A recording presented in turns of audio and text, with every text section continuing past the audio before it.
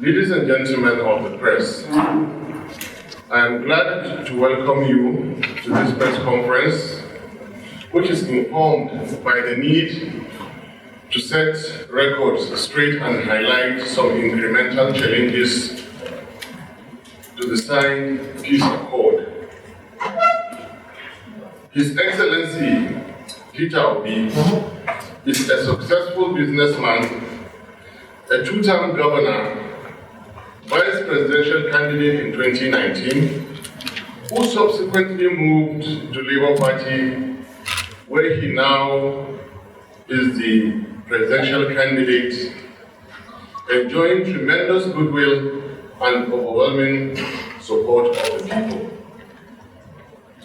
In the squabble for the second and third positions, some erstwhile major political parties appear to have crossed the boundaries of decency to transgress our peaceful activities and our focus on political schedules.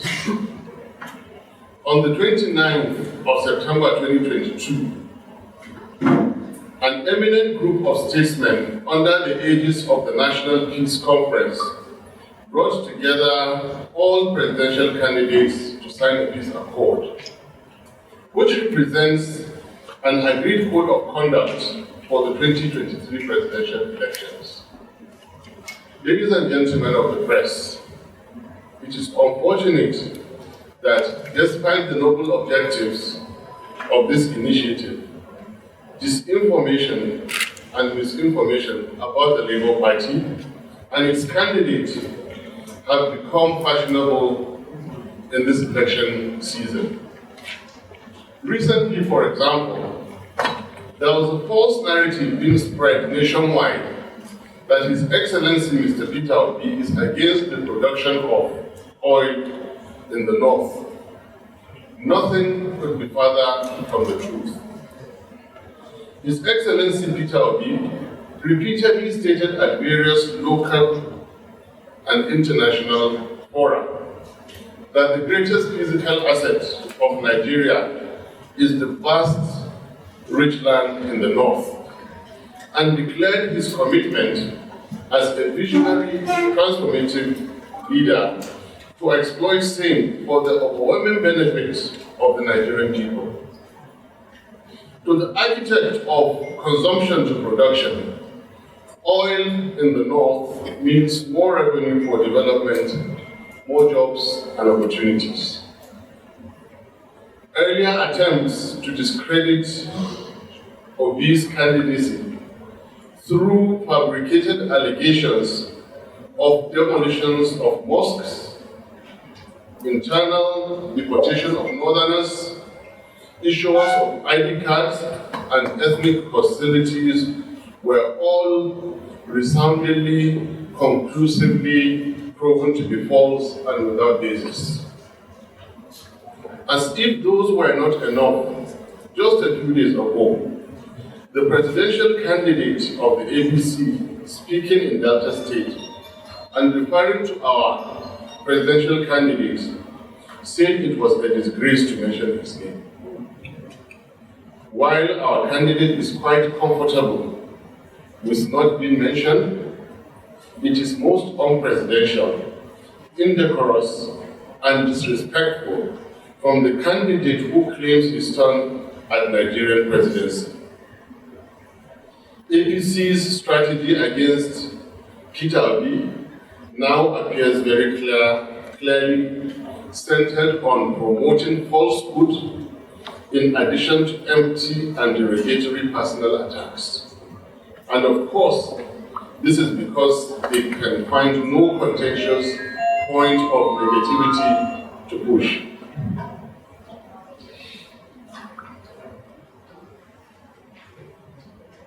Little wonder that their vice presidential candidate has consistently put to shame the noble heritage of the great Borno Empire in his unguarded and uncultured public pronouncements, which expose his intellectual laziness and discomfort with empirical facts and arguments. Regular insults, which have now become his trademark, have not spared the current vice president, whom he directed to go and sell ice cream, nor the former vice president, whom he described as a pure water seller. A noble venture which serves the populace better than a certain white substance. It is pertinent. It is pertinent to recall how Mr. Shettima, at a recent public event, belittled Atiku Abubakar's educational qualification, as well as the modest lifestyle of Peter Obi. Clearly, Mr. Shettima is out of touch with reality and cannot understand that people like Peter Obi, who have reached the heights in business and material achievements, have long transcended the need for ostentatious display of wealth. We congratulate Mr. Shettima on having improved his dressing.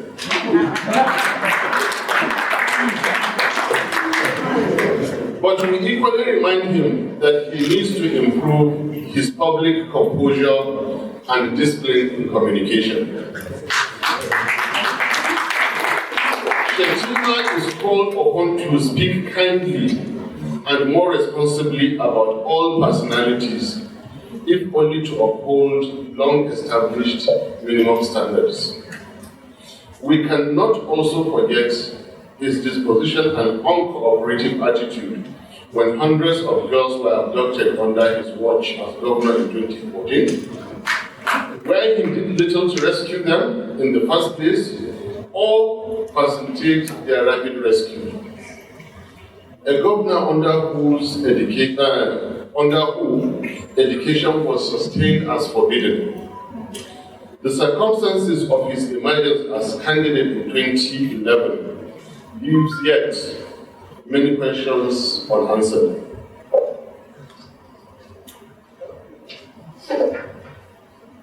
Others are not left out.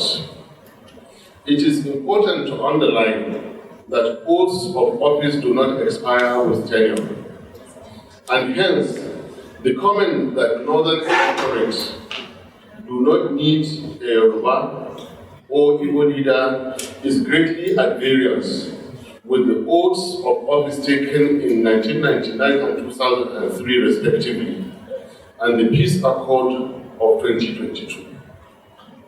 This is to call upon the owner of that statement to respectfully retract same in order to be admitted to the honor list of esteemed presidential candidates. Truth of the matter is that every Nigerian from anywhere needs a credible and competent president. Simple. Going beyond comments of candidates, it is important to further highlight some other developments of concern to us in the Labour Party.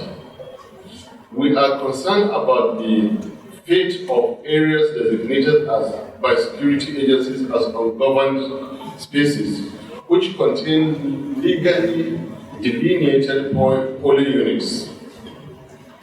It is necessary for INEC to clearly address the nation on how it intends to handle the challenge of conducting elections in these areas. Over the past few months, we have witnessed various attacks on Labour Party offices, meetings, and our members in parts of the country, and even INEC offices have not been spared. Just a couple of days ago, Mrs. Victoria Chintex, our vibrant and able women leader in our local government of Kaduna State, was assassinated while members of her family escaped with injuries. Senseless killings have gone on for too long. We call on government within the time left to at least make attempts at fulfilling its 2015 promises of securing lives and property, while serving justice to the killers. Kindly, therefore, join me in observing a moment of silence in the remembrance of her and indeed all victims all over the country.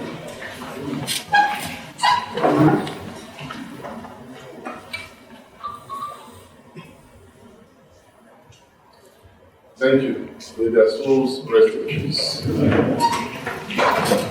We are alarmed by the reported arrest, battery, and detention of Mr. Aminu Mohammed, a final year student of the Federal University, Yusuf, over an alleged social media post about the person of the First Lady. While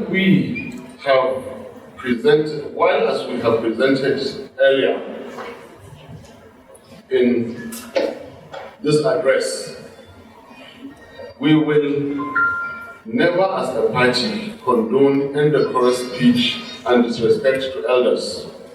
We wish to remind the Buhari State House that they rode to power on the personal denigration of their opponents and empty promises without the slightest clues of good governance. Individuals must be free to express themselves freely, and any infraction of the law be pursued as civil matter and not through high-handed abuse of power. This is not 1984. We lend our voice to the genuine calls for his immediate release. We have so far endured the aforementioned and have taken remedial actions where necessary, and where not, we simply ignored. Civility and respect of law must not be read by misguided elements as signs of weakness on our part.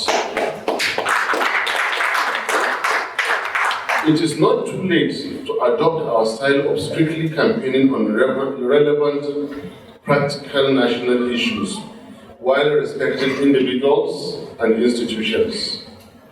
Any actions to the contrary, the people responsible must know that they will be held accountable. In the decent manner we have presented our issues here today, and in the ways of the law. 2023 elections will be different, as Nigerian electorate are increasingly becoming aware of the dangers of ethnic and religious politics, a fact that is causing anxiety, frustration, and desperation with political actors of the old order. Consequently, these attacks against us are likely only to increase. We must call on authorities to live up to constitutional responsibilities, and on the general public to regard lies, misinformation, and propaganda for exactly what they are. The Obidient movement under Labour Party will continue to remain faithful to founding principles and to the signed peace accord, and we equally invite all stakeholders to emulate. The next few weeks will see an escalation of election activities. I urge all who have not yet collected their PVCs to do so without delay, and to follow through to identify their polling booths, vote, and defend their votes. I wish to sincerely thank the vast majority of our people, the youth and elderly alike, from all across the nation, who have continued not just to embrace Peter Obi, my humble self, and our great party, but who are daily investing their time and resources in making sure that other Nigerians share in their conviction and imbibe the urgency of positive action in the coming elections. With us, a new Nigeria is possible.